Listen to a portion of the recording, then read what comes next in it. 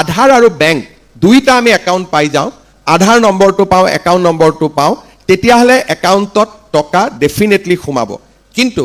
তাতো এটা কথা আছে, আপোনালোকৰ দুটা যদি একাউণ্ট হৈ আছে, যিটো একাউণ্টৰ লগত আধাৰ লিংক হৈ আছে সেইটো একাউণ্টহে আপোনালোকে পৰ্টেলত বা ফৰ্মখনত ব্যৱহাৰ কৰিব। সাধাৰণতে কেতিয়াবা মানুহৰ দুটা তিনিটা বেংক একাউণ্ট থাকে, কিন্তু গোটেইকেইটা একাউণ্ট আধাৰ লিংক হৈ নাথাকে, এটা একাউণ্টহে হৈ থাকিব। সেইকাৰণে আপোনালোকে ফৰ্মত আধাৰ লিংক বা আপোনালোকৰ যিটো একাউণ্টৰ লগত আধাৰ লিংক হৈ আছে সেই একাউণ্টটোহে আপোনালোকে প্ৰপত্ৰত লিখিব বা যিটো পৰ্টেলত আপোনালোকে ফিল আপ কৰিব তাত লিখিব। যে ৰেচন কাৰ্ডত তেওঁৰ শাহুৱেকৰ নাম আছে, শাহুৱেকে পাই আছে কাৰণে বোৱাৰীয়েকে পোৱা নাই, আৰু কৰবাত বোৱাৰীয়েকে পাই আছে কাৰণে শাহুৱেকে পোৱা নাই। সেইকাৰণে বহু মহিলাই অৰুণোদয় নোপোৱাৰ অভিযোগো চলি থাকে। পৰৱৰ্তী সময়ত আমি এনে পৰিয়ালসমূহকো কেনেকৈ যোগ্য মহিলাগৰাকীয়ে অৰুণোদয় পাব পাৰে তাৰ বাবে আমি ব্যৱস্থা ল'ম। দ্বিতীয়তে, নিৰ্বাচনৰ সময়ত মই যেনেকৈ কৈছিলোঁ যে আমি লাহে লাহে অৰুণোদয় পুঁজিৰ যিটো আজি আপোনালোকে 1250 পাই আছে তাকো আমি লাহে লাহে ইয়াক বঢ়াই লৈ যাম। তৃতীয়তে, আমি আৰু এটা সুবিধা কৰিব খুজিছোঁ, যেনেকুৱা আজি মোৰ অৰুণোদয় আমি বছৰত 1250 টকাকৈ যদি আমি 10 মাহত যোগ কৰোঁ তেতিয়াহ'লে আমি অৰুণোদয় কিমান পাওঁ? 12,050 টকা পাওঁ। লগত যদি আৰু 2 মাহ যোগ কৰি দিওঁ তেতিয়াহ'লে আমি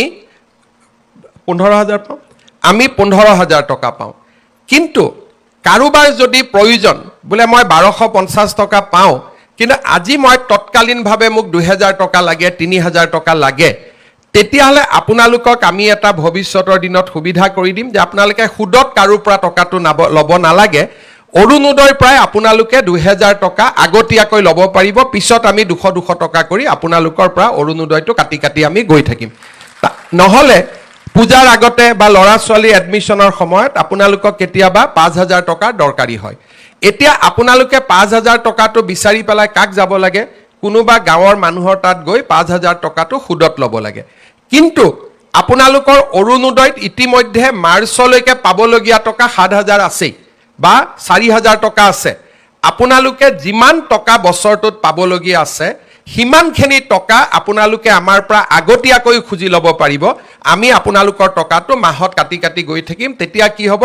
বিনা সুদত আপোনালোকে এডভান্স ল'ব পাৰিব। তেতিয়া বোলে মই অক্টোবৰ নৱেম্বৰ মাহৰ অৰুণোদয়টো মোক আজিয়ে লাগে, মোৰ ল'ৰা ছোৱালী ক'ৰবাত এডমিশ্যন দিব লাগে বা কিবা বেমাৰ হৈছে, মোৰ ঘৰত বিপদ হৈছে, আপোনালোকে অৰুণোদয়টো আমাৰ পৰা আগতে ল'লে, আমি আপোনালোকক মাহত কাটি কাটি কাটি কাটি দি থাকিলোঁ। তাৰমানে 15,000 টকাৰ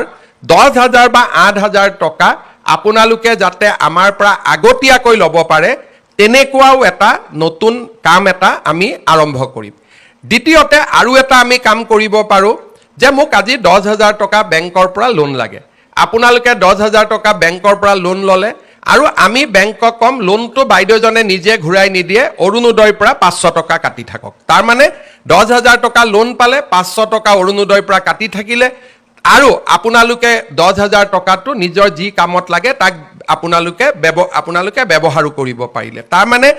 অৰুণোদয় টকা আগতীয়াকৈ লোৱা বা অৰুণোদয়টো বেংকক মৰ্টগেজ দি বেংকৰ পৰা লোন লোৱা, যেনেকৈ চাকৰিয়ালবিলাকে লোন লয় আৰু দৰমহাৰ পৰা কাটি কাটি গৈ থাকে, তেনেকৈ অৰুণোদয়টোকো আমি এটা পৰ্যায়লৈকে লৈ যাব খুজিছোঁ যে অৰুণোদয় টকাটো বেংকে কাটি থাকিব অকণমান টকা ইনষ্টলমেণ্টত, আৰু আপোনালোকে তাক এটা লোন ল'ব পাৰিলে বেংকৰ পৰা। তেনেকৈ লোন লোৱা আৰু এডভান্স লোৱা, এই দুইটা আঁচনিও আমি অৰুণোদয়ত সন্নিৱিষ্ট কৰিম লাহেকৈ। তৃতীয়তে, অৰুণোদয়ৰ হিতাধিকাৰী সংখ্যা বঢ়াম, আৰু চতুৰ্থতে আমি অৰুণোদয়ৰ পুঁজিও আমি লাহে লাহে বৃদ্ধি কৰি গৈ থাকিম, যাতে ই আপোনালোকক সহায় কৰিব পাৰে, ই আপোনালোকক বিপদৰ সময়ত সহায় কৰিব পাৰে। আজি আমাৰ সমাজত মই বহুত মানুহক দেখোঁ যে মানুহৰ যেতিয়া কিবা কাৰণত বেলেগ কিবা ঘটনা ঘটি থাকে, মানুহে খালি অৰুণোদয়ক গালি দিয়ে, চৰকাৰে ইমান এইটো কৰিব পৰা নাই, অৰুণোদয়ত কিন্তু টকা দি আছে।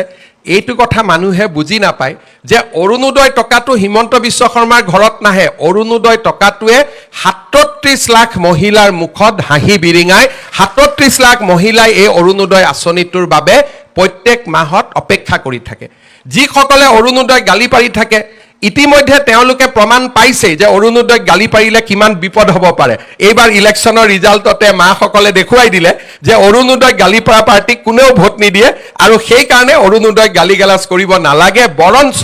চৰকাৰক ক'ব লাগে যে অৰুণোদয়টো বাঢ়িলে অলপ বঢ়াই দিয়ক বুলিহে ক'ব লাগে তেতিয়াহে আই মাতৃসকলে ভাল পাব তাকে নকৰি বহুত মানুহে খালি মুক্ত গালি পাৰিব নোৱাৰে তেতিয়া অৰুণোদয়টোক গালি পাৰি থাকে এই কথাটো মই মানুহক অনুৰোধ কৰিম যিসকলে অৰুণোদয়ক বেয়া পায়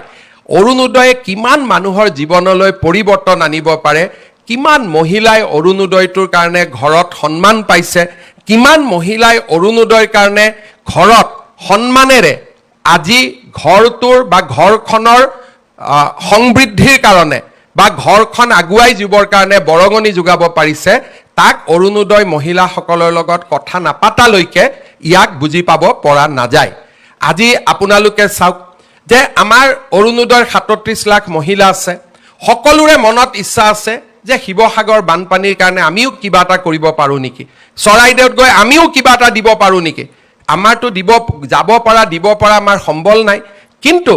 আজি আপোনালোকৰ পৰা মই এই 150 টকা নাকাটাকৈ মই শিৱসাগৰ চৰাইদেউত ২৫০০ টকা দিব পাৰিলোহেঁতেন কিন্তু এই 150 টকা মই কিয় কাটিলো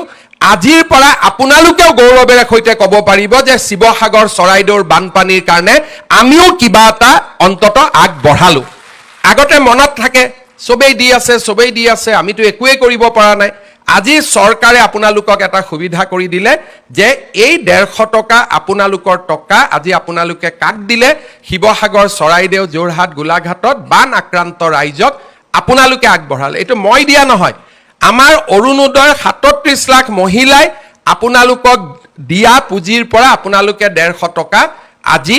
আমাৰ আই মাতৃসকলক কাক দিলে শিৱসাগৰ চৰাইদেউ যোৰহাট গোলাঘাটত কালি যদি ধেমাজি লখিমপুৰত বানপানী হয় কালি যদি গোৱালপাৰাত বানপানী হয় একে ধৰণে শিৱসাগৰ চৰাইদেউ যোৰহাটৰ মহিলাই 150 টকা আমাৰ আন মহিলাসকলক দিব অৰ্থাৎ এনেকৈ এটা অৰুণোদয় পৰিয়াল গঢ় লৈ উঠিলে যে ইজনে সিজনৰ বিপদৰ সময়ত আমি থিয় দিলো ইজনে সিজনে বিপদৰ সময়ত আমি একেলগে থিয় দিলো তাৰ মানে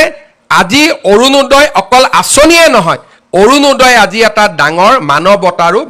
বাৰ্তা দিলে মুক্ত বহুত মহিলাই কৈ আছিলে যে মামা আমাৰ গোটেই টকাটো এই মাহত দি দিয়ক সেপ্টেম্বৰৰ পৰা আপুনি অৰুণোদয় দিলেও হ'ব তাৰ মানে আমাৰ মাসকলৰ মন কিমান বহল আৰু আমি এই কাৰণে গোটেই টকা ল'ব খোজা নাই কাৰণ এই মুহূৰ্তত এনেকুৱা নহয় যে আমি বান সাহায্যক দিব নোৱাৰিম বা আমি অৰুণোদয় হিতাধিকাৰীসকলক বা আই মাতৃসকলক সহায় কৰিব নোৱাৰিম আমি অৰুণোদয়ও চলাই ৰাখিম বান সাহায্যও চলাই ৰাখিম কিন্তু আজি যে 150 টকা মই দিয়া নহয় এই 150 টকা আপোনালোকে দিলে আৰু আপোনালোকৰ মনটোত আজিৰ পৰা এটা ডাঙৰ শান্তি আনি দিলে যে ময়ো বানপানীত সহায় কৰিছো ময়ো বানাক্ৰান্ত ৰাইজক কিবা নহয় কিবা এটা ময়ো দিব পাৰিছো আজি মই পুনৰ এবাৰ আমাৰ শিৱসাগৰ চৰাইদেউ যোৰহাট গোলাঘাটৰ বানাক্ৰান্ত ৰাইজক আজি আমি আকৌ এবাৰ মনত পেলাইছো আজি আমি ক্ষুদ্ৰ অৰুণোদয় পৰিয়ালটোৱে লগ লাগি মামাই দিয়া নাই হিমন্ত বিশ্ব শৰ্মাই দিয়া নাই অৰুণোদয় পৰিয়ালটোৱে লগ লাগি আজি বানাক্ৰান্ত মহিলাসকলক আমি 1250 টকাৰ জাগাত আমাৰ এটা একে পৰিয়ালৰ সদস্য হিচাপে আমি ২৫০০ টকা আজি আমি আগবঢ়ালো আপোনালোকে এই টকাটো গ্ৰহণ কৰিব আৰু বিপদৰ সময়ত নিশ্চিতভাৱে এই পুঁজিটোৱে আপোনালোকক সহায় কৰিব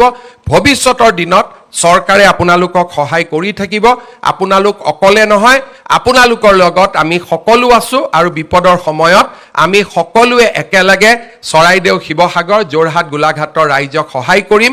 এই বাৰ্তা আজি আমি আনুষ্ঠানিকভাৱে প্ৰেৰণ কৰিছো মই বহুত দীঘলীয়াকৈ নকওঁ অৰুণোদয় সম্পৰ্কত নতুন খবৰ কেনেকৈ আঁচনিটোক আৰু ভাল কৰিব লাগে তাৰ কাৰণে মই প্ৰচেষ্টা চলাই ৰাখিম এইটো মাত্ৰ আৰম্ভণিৰ বছৰ আপোনালোকে অৰুণোদয় আঁচনিখন নতুন ৰূপত সাজত আপোনালোকে দেখা পায়েই থাকিব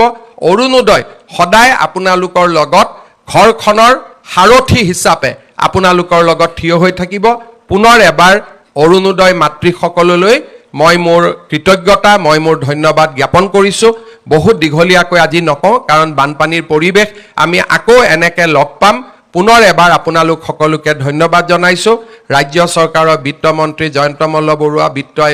বিত্ত আয়ুক্ত জয়ন্ত নাৰিকাৰকে আদি কৰি বিত্ত বিভাগৰ বিষয়াসকলক আজি অৰুণোদয় আঁচনিখন সুন্দৰভাৱে সজাই পৰাই আপোনালোকৰ কাৰণে ব্যৱহাৰ কৰিব পৰাকৈ প্ৰস্তুত কৰি দিয়াৰ বাবে মই ধন্যবাদ জনাইছোঁ আৰু যিসকল